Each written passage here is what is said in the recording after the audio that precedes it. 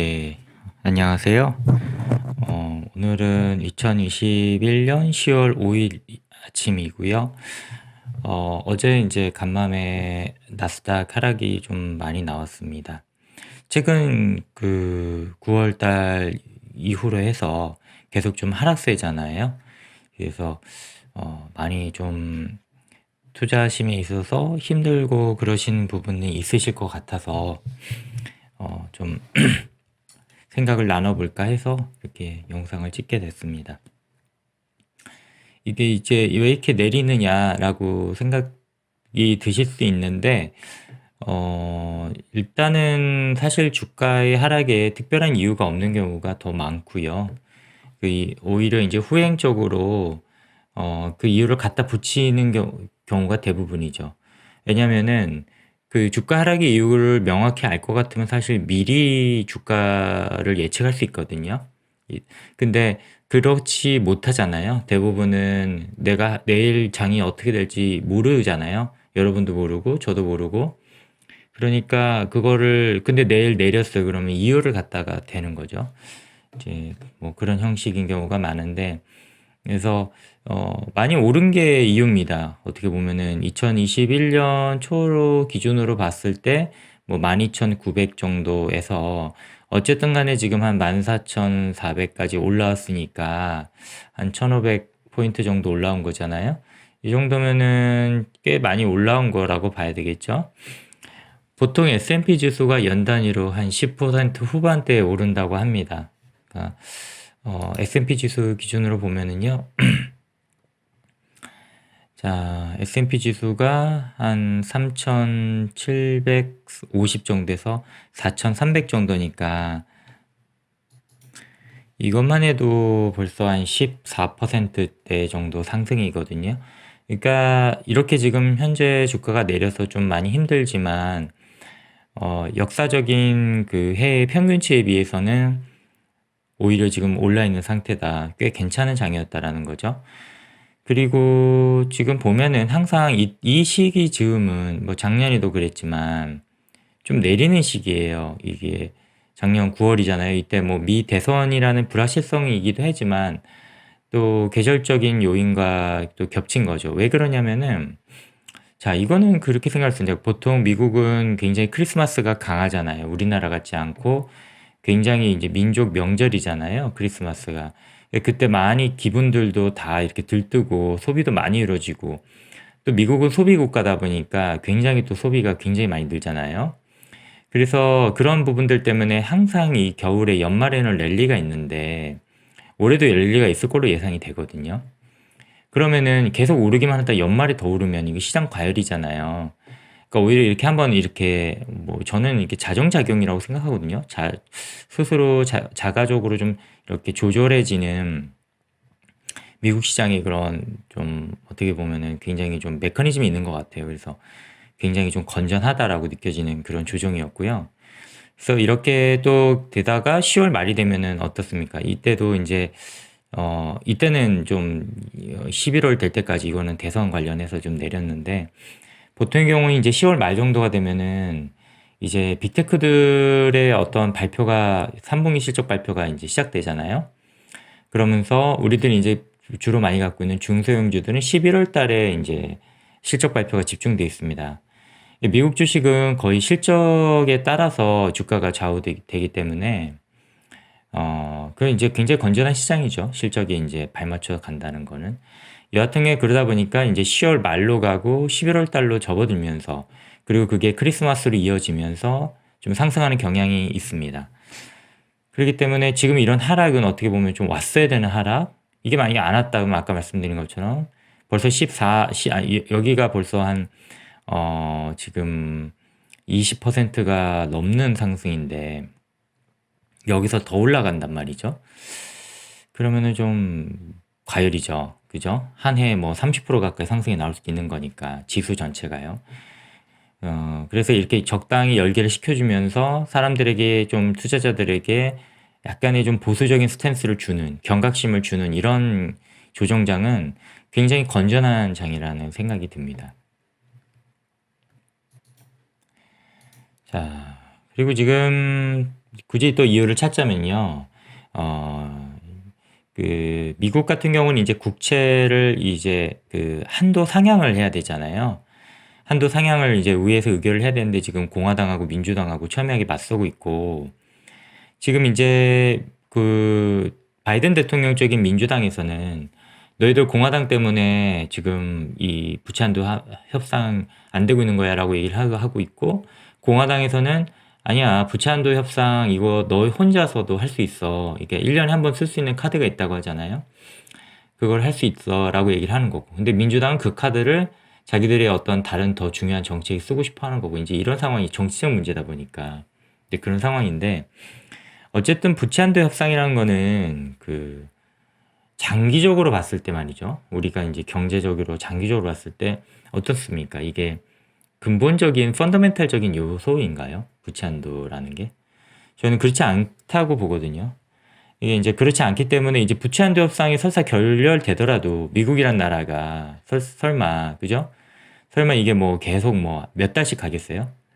디폴트 상태가 다 같이 망하자는 건데 그럴 가능성은 없거든요. 우회가 존재하고 정치가 존재하는 한은 그럴 가능성은 제로기 때문에 어 이거는 결국엔 해결된 문제잖아요. 일시적인 요인이라는 건데 우리가 일시적인 요인을 대하는 자세는 그런 것 같아요. 많이 이제까지 그 전체 주식 포트를 다 이제 주식으로 갖고 있는 분들의 경우에는 이제 좀 쉬어간다는 그런 느낌으로 바라보셨으면 좋겠고, 그리고 이제 현금을 가지신 분들의 경우에는 이제 이럴 때야말로 사실은 매수의 어떤 좋은 기회를 삼아야 되거든요. 여기서 사실은 매도를 한다는 거는 이런 얘기예요. 뭐냐면은, 아, 나는 이걸 추세적인 약세장으로 인식하고 있다는 거거든요. 추세적으로 쭉 내려간다는 얘기인데, 글쎄요, 역사적으로 이렇게 금리가 저금리에서 이게 위기가 온 후에 돈을 많이 풀고 그러는 와중에 약세장으로 진입한 경우는 없었습니다. 역사적 통계로. 그리고 이거는 채권과의 싸움이기 때문에 주식시장은 항상 제가 말씀드리지만 채권과의 경쟁 관계이기 때문에 지금 채권 금리가 1.5%인 상황에서 이 대형 자금들이 주식이 아닌 채권으로 몰려갈 거라는 생각을 우리는 할 수는 없거든요. 그렇다고 뭐 국민연금 같은 기관이 뭐 비트코인으로 가겠습니까? 그게 뭐 골드를 갖다가 막 쌓아놓겠습니까? 결국엔 채권 아닌 주식인데 이 돈들이 잠깐 지금 어떤 상황인 거냐면 결국 주식시장은 수요와 공급이잖아요. 수요와 공급인데 지금의 경우를 딱 보자고요. 신규로 내가 자금이 생겼어요. 그러면 자금이 들어오기 좋은 시기인가요? 물론 지금 제가 드린 말씀처럼 이게 소신 있게 이렇게 하락했으니까 자금이 들어와서 사겠다라는 분들도 계시겠죠. 하지만 그런 자금보다는 또 어떤 자금이 더 많을 것 같냐면은 지금 불확실하잖아요. 이제 지금 연방정부의 어떤 부채한도 협상 결렬에 따른 그런 불확실성이 있는 상황에서는 돈이 들어오기 싫어한다는 거죠. 마치 작년에 미 대선 시기가 있었잖아요. 이때 바이든이 될지 트럼프가 될지 몰랐다는 이유만으로 돈이 안 들어왔고 그래서 이런 하락장이 펼쳐진 것과 같은 이 맥락인 거죠. 근데 당시 그랬어요. 뭐 바이든이 되면은 더 유리할 것이냐, 트럼프가 될 것이면 더 유리할 것이냐. 일반적인 컨센서스는 트럼프가 되면 유리하다였죠. 왜냐면은 기업들의 우호적이고 그러기 때문에. 근데 막상 바이든이 됐는데도 불구하고 주시장 올랐다는 거죠. 왜? 불확실성이 해소가 됐으니까. 여기도 마찬가지. 지금 불확실하다. 연방정부 부채 협상 결렬이라는 그리고 미국의 어떤 신용등급 뭐 강등된다는 소리도 있고 디폴트 얘기 나오고 이러니까 어쨌든 불안하니까 수요 공급 측면을 봤을 때 수요 측면이 지금 일시적으로 약해 있는 상태다. 그래서 이렇게 내렸다라고 저는 보고 있습니다. 그래서 이렇게 이 장을 볼 때는 우리가 앙드레 코스톨라니도 얘기했지만 결국 이 주식시장의 가격의 변동은 수요와 공급의 전부기 때문에 수요 공급 사이즈를 이렇게 찬찬히 생각을 해보면 좀 보이는 것 같아요. 그리고 그러면은 과거에 지금 하락이 재투자가 저는 한 2020년 여름 정도부터 슬슬 시작을 했기 때문에 그 기준으로 봤을 때 그 제가 어떻게 느끼냐면은 제 체감상으로는 이때 미 대선 때 있잖아요. 이때의 하락 정도가 한 1 정도였다면은 지금은 한 0.7 정도인 것 같아요. 이제 하락폭도 이때는 10%가 넘었고 12% 가까이 됐었죠, 아마. 근데 지금은 7% 되거든요. 크게 사이즈로 보면 이게 더 이거랑 이거는 비슷해 보이는데 이때는 좀 지수 자체 절대폭이 이제 낮았기 때문에 상대적으로 하락폭이 컸고요. 지금은 많이 올라왔으니까 아직 적은 거죠. 그리고 이제 성장주들 위주로 저는 투자하고 있기 때문에 이때 2월 하락 시기 아시죠? 투자하고 계셨다는 분들이랑 모두 아실 이 하락 시기. 수치상으로는 그렇게 크게 빠진 게 아니고 뭐 이때도 한 10% 정도 빠졌나요? 10%좀 넘게 빠졌나요? 근데 그 정도의 조정장이었는데도 불구하고 굉장히 큰 어떤 하락을 느껴졌던 이유는 이때 뭐 스펙이나 뭐 IPO주나 뭐 해가지고 성장주들 위주로 해가지고 엄청난 거품이 꼈었던 때예요. 진짜 이렇게 하다가 주시장은 어떻게 되는 거 아니야? 라고 염려했을 정도로 저도 제 블로그 포스팅에 보면은 많은 염려의 글을 썼던 그런 시기입니다. 하락을 오히려 기다렸던 시기였고 근데 기다리긴 기다렸는데 너무 컸죠. 하락이. 예를 들어서 제가 업스타트 이제 보유 종목 지금 현재 1위니까 업스타트부터 보면은 당시에 이제 이렇게 그래프로 보니까 이때 이 폭이 커 보이지 않는데 당시 100달러가 넘었었거든요. 104죠. 예, 그랬던 주식이 42달러까지 떨어집니다. 그러니까 이게 60%가 떨어졌어요. 이때 제가 신월드 와가지고 수영하면서 이런저런 수영하면 생각이 안 나는데 보통 막 이 오만 그런 생각이 다 났던 그런 기억이 납니다. 그래서 그때 이제 기억하면서 결론이 내렸죠. 아, 업스타트는 지금 절대적인 밸류 자체가 싸다. 싸기 때문에 이건 절대 매도할 게 아니고 언젠가는 오른다라는 생각을 했어요. 근데 이렇게 오를 줄 몰랐지만 하여튼 그래서 지금 보면은 업스타트의 경우에 오히려 하락폭이 굉장히 적어요. 이게 한 340까지 올랐습니다만 290인 한 50%, 50포인트 정도 내렸잖아요. 하지만 이 하락폭이 그래봤자 뭐 10%, 10몇 퍼센트 정도란 말이에요. 이때는 60%가 내렸었으니까.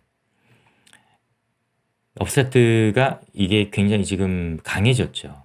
이제 이 물량 자체가 기관이 받쳐주면서 굉장히 탄탄해졌어요. 업스테트에 대한 이제 레벨업이 돼버린 거죠. 그래서 그 레벨업이 되는 부분을 간과하셔서 매도를 하신 분 같은 경우에는 단순히 이제 이게 이런 패턴을 그렸으니까 또 내려갈 거라고 예상을 하셨던 거거든요. 그래서 여기 많이 매도를 하셨고, 200대 초중반에. 하지만 이제 이렇게 미국 주식의 경우에는 기관이 들어오고 레벨업이 이루어지면서 싹 올라가 버리는 이런 경우가 있어요. 다시는 이 가격이 안 내려올지도 모르는 그런 경우가 있죠. 그래서 항상 저는 이제 좋은 주식은 그냥 매도하지 마시고 계속 보유해 가시라고 하는 거고요. 하여튼 F스타트는 아직 그렇게 하락폭이 크진 않습니다. 크리컷을 보면은요, 참 크리컷 예. 이게 뭔가요? 차트가 왔다 갔다 하면서 이제 크리컷의 경우에는 이제 일단은 지금 소외주예요. 그러니까 이게 기관들이 본격적으로 들어오지도 않았고 거의 이제 대중의 관심도 없고 하기 때문에 그러니까 그 거래량 자체가 적다 보니까 이렇게 좀 하락장이 오면은요 많이 빠집니다. 더 많이 빠지고 또 변동성이 커지죠. 올라갈 때 또 많이 오르고 그런 경향성을 띠고 있죠. 지금 크리컷이 3분기 실적 발표가 굉장히 좀 중요해요. 왜냐면 3분기 실적이 안 좋을 거라고 봤거든요. 지금 시장 컨센서스는 3분기 실적이 안 좋을 거라고 보고 있는데 예상 외로 만약에 3분기 실적이 좋게 나와버리면은 뭐 날아오르겠죠. 주가가 아마도 뭐 물론 그때도 시장 소외주라서 뭐 좀 조금밖에 안 오를 수도 있지만요. 근데 이게 그 예상대로 3분기 실적이 좀 안 좋게 나온다고 해도 제가 보기엔 어느 정도 많이 반영됐거든요. 왜냐면은 지금 PER이 20대예요. 물론 이게 약간 좀 수치가 정확하지는 않은데 30 이하인 건 확실해 보여요. 그렇기 때문에 지금 이렇게 성장주가 PER이 20대라는 거는 굉장히 낮죠. 왜 소외를 받아서 그렇지 사실 이게 제대로 평가를 받으면은 지금 주가의 한 2배가 된다고 해도 이상할 건 없거든요. 그래서 저의 이제 지금 포지션은 어떠냐. 아직도 지금 크리컷이 비중이 20 제가 3%인가 정도 될 정도로 많아요. 이게 이제 두 번째 보유 종목이고요. 그래서 이게 크리컷 생각하기에 저는 그래도 마음 편합니다. 왜 마음 편하냐면은 크리컷은요, 제가 한번 보여드릴게요. 제가 예전에도 한번 이렇게 보여드린 적이 있는 것 같은데요. 이거는 이제 어떤 뭐, 시킹 알파나 야후 파이낸스나 이런 데 나오는 자료는 아니고, 이제 실제 이제 저희가 IPO 당시 이제 추출했던 자료인데요. 이제 보면은 매년 상승해 왔어요. 그리고 상승폭도 상당해요. 상승폭도 거의 뭐 적은 해가 한 3, 40%, 많은 해는 한 6, 70%. 물론 뭐 이 팬데믹 때는 100% 이렇게 엄청나게 성장을 계속 해오고 있는 회사거든요. 그렇기 때문에 이런 회사가 지금 뭐 주가가 굉장히 약하잖아요. 그 이유가 뭐 3분기 뭐 신제품 출시에 따른 그런 재고 확충으로 인해서 2분기가 그나마 됐고, 이게 리오프닝이 되면서 코로나 소외주였던 크리컷이 많이 외면받을 것이다. 뭐 이런 지금 분석 때문에 그렇잖아요. 자, 그럼 그게 설사 맞다고 치자고요. 설사 뭐 애널리스트들이 하는 말이 다 맞았어요. 팬데믹 때 굉장히 좀 많이 수요가 올랐고, 이제 코로나 끝나고 리오프닝 되면서 크리컷 많이 좀 빠질 거다. 그리고 뭐 머크라는 이번에 그 치료제도 나왔잖아요. 그래서 정말 게임 체인저라는 얘기가 나오는데 저도 그게 굉장히 게임 체인저라는 생각이 들거든요. 그래서 이제 백신주 같은 것들 이제 많이 좀 약해지고 있잖아요. 이제 크리컷도 그런 어떠한 트렌드를 타고 있는 거죠. 근데 그렇다고 치자고요. 그런데 지금 이 회사는 매년 뭐 40% 가까이 성장하는 회사인데 PR이 지금 20대 중반 뭐 이 정도밖에 안 되는 회사인데, 설사 그 해 뭐 한 1년 정도 안 좋다고 쳐도 장기적으로 우리는 10년을 보고 투자한다고 입버릇처럼 얘기하잖아요. 저도 그렇거든요. 아니 10년은 뭐 아니더라도 5년은 봐야 되잖아요. 5년을 보면은 갑자기 1년 정도 낮았다고 해서 이 주가의 밸류에이션 자체가 이렇게 떨어진 게 말이 되느냐라는 거죠. 그래서 제가 보기에는 이 크리컷은요, 조금 롱텀으로 봐줄 필요가 있는 것 같아요. 그랬을 경우에 가지고 있으면은 굉장히 마음 편안할 주식이다. 왜냐면은 경제적 해자가 확실하잖아요. 이 수공예품 쪽으로 해가지고 이 프린터기처럼 막 스티커 로고 만들고 디자인 만들고 머그컵에 뭐 붙이고 이런 걸 만들 수 있는 그 기계 섹터에서 거의 독자적인, 유일무이한, 물론 경쟁사가 없는 건 아니지만 거의 이제 압도적인 1위를 차지하고 있는 회사이기 때문에 그 시장 자체가 또 커지고 있고, 수공예품이라는 시장 자체가 뉴 트렌드잖아요. 새로운 지금 트렌드로서 자리 잡아가고 있기 때문에 저는 이 크리컷이 장기적으로 좀 봐야 될 필요가 있지 않나. 근데 이제 펀드 매니저들이나 애널리스트들이나 뭐 이런 사람들 입장에서는 그들은 그래요. 그들도 월급쟁이고 단기적으로 좀 평가 수익이 좋아야 되기 때문에 이런 굉장히 단기적인 거에 좀 민감하다는 거죠. 근데 저희 같이 개인 투자자들이고 장기 투자자들이라면 거기서 기회가 있겠죠. 이렇게 이제 많이 떨어졌을 때 매수해 놓으시면 1년 뒤에 놔뒀을 때 이게 뭐 당장 다음 달에 모르겠지만 이 가격이 이 가격이겠냐는 거죠. 1년 후에. 우리가 1년 금리도 뭐 몇 퍼센트, 뭐 1% 가지고 따지잖아요. 24.23달러가 1년 후에 제가 보기에는 최소한 30달러대는 올라 있을 텐데요. 당연하죠. 최소한 30달러대는 올라 있겠죠. 그런데 이걸 매수 안 할 이유가 딱히 보이진 않는다. 제가 보기에. 단기적인 것만 너무 보면은 안 되겠지만. 그래서 우리 인간은 좀, 그런 감정적인 동물이라는 게 사실 이 포인트고, 투자에 그 기회가 있다고 저는 생각이 들어요. 이렇게 단기적으로 굉장히 좀, 주가가 지금 안 좋고, 그래가지고, 주가가 안 좋다는 이유로, 지금, 이렇게 뭐 굉장히 좀 많이 빠지고 있잖아요. 이런 이유로 해가지고, 이렇게 투자를 안 한다. 그런 것들이 저는 거기에서 기회가 우리에게는 있지 않나, 이런 생각이 듭니다.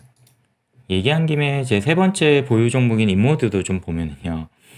인모드가 제가 이제 이게 지금 분할해가지고 좀 헷갈리는데, 요때 이제 제가 이제 매수를 했었던 거고, 이 이후로 엄청나게 올랐죠. 요때 매수했었나 보네요. 예, 죄송합니다. 요때 매수를 했었는데 이 이후로 해가지고도 너무 많이 올랐어요. 제가 이때 118 뭐 이제 분할 전이니까 이때 그렇게 샀는데 이게 40몇 %가 찍히더라고요. 수익률 순식간에.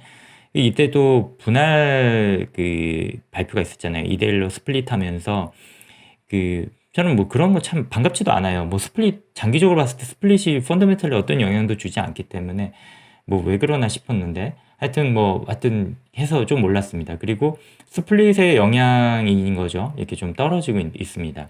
그래서 인모드는 조금 봤을 때 향후 굉장히 좀 좋아 보이는 그런 그 회사잖아요. 그래가지고 이 인모드 같은 경우는 또 3분기 실적 잘 나올 가능성이 높거든요. 이거는 어떻게 보면 리오프닝 주죠. 아까 이제 크리컷과 반대되는 성향의 주라고 할 수 있는데 이게 사람들이 이제 리오프닝 되고 피부 관리나 이런 거 많이 받고 하면서 굉장히 이 기계된 수요도 이미 늘었지만 2분기 실적도 좋았지만 3분기, 4분기 계속 좋아질 거로 예상이 되고 또 신제품 출시에 따른 기대감으로 모멘텀도 나왔기 때문에 제가 보기에는 뭐 언제 제가 매도하라 이런 말씀은 안 드리지만 저라면은 또 뭐 이쯤에서 매수를 해 놓으면은 더 떨어질 수는 있어요. 더 떨어질 수 있겠지만은 또 나쁘지 않은 그런 그 밸류에 매수를 하는 거다라는 생각이 듭니다. 자, 그래서 어쨌든 이제 이런 그 종목 3개에 대해서 좀 간단하게 말씀을 드려봤고요. 이렇게 이 하락 시기에는 성장주가 더 많이 내려요. 그러니까 많은 분들이 성장주를 많이 갖고 계시잖아요. 특히 제 뭐 방송이나 블로그를 보신 분들이라면 더 그러실 텐데 이 성장주는요 특징이 있습니다. 어떤 특징이 있냐면 기대감으로 오르기 때문에 성장 미래에 대한 기대감으로 오르는 거기 때문에 오를 때는 더 오르고요. 내릴 땐 더 내립니다.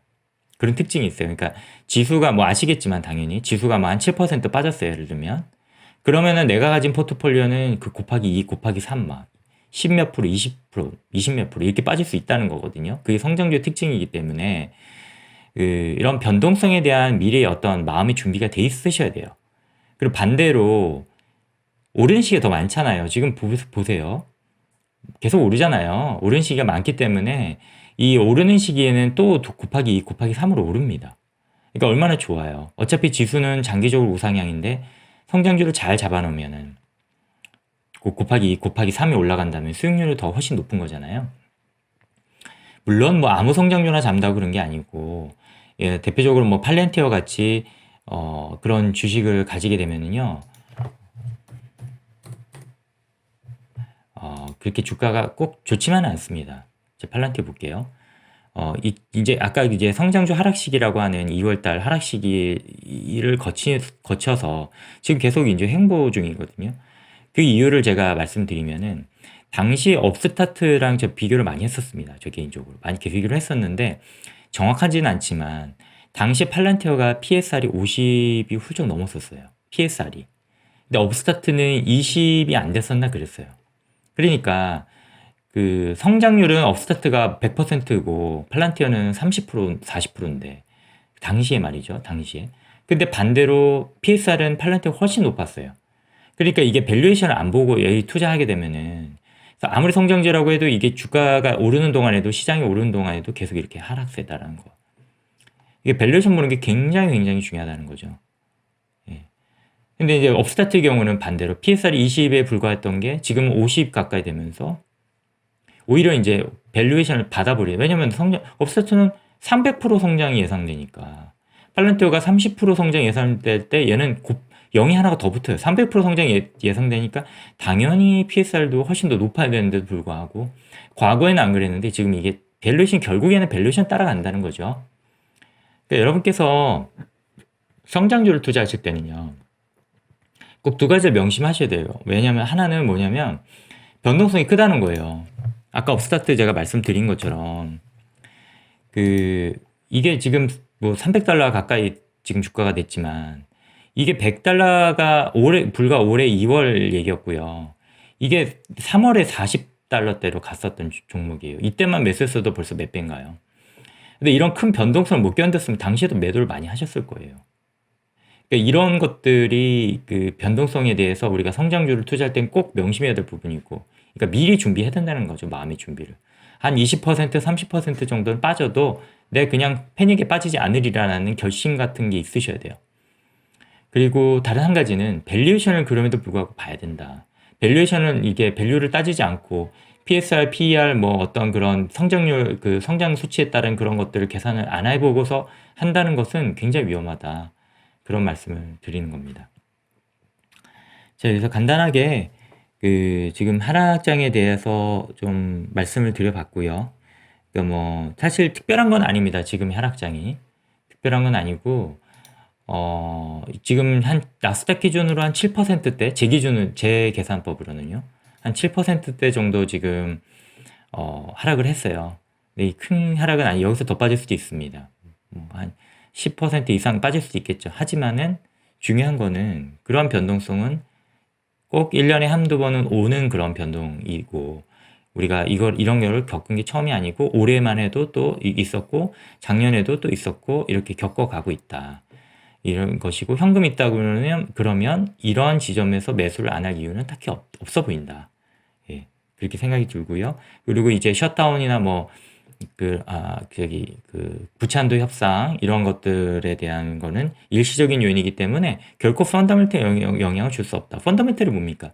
기업의 실적이잖아요. 그러니까 이게 연방정부 부채한도 협상 결렬됐다고 해서 그 기업들의 실적이 꼬꾸라질 것 같으면은 펀더멘털 영향을 주는 거고요. 기업 실적과 상관이 없을 것 같으면은 일시적 그냥 요인인 거죠. 어떻습니까?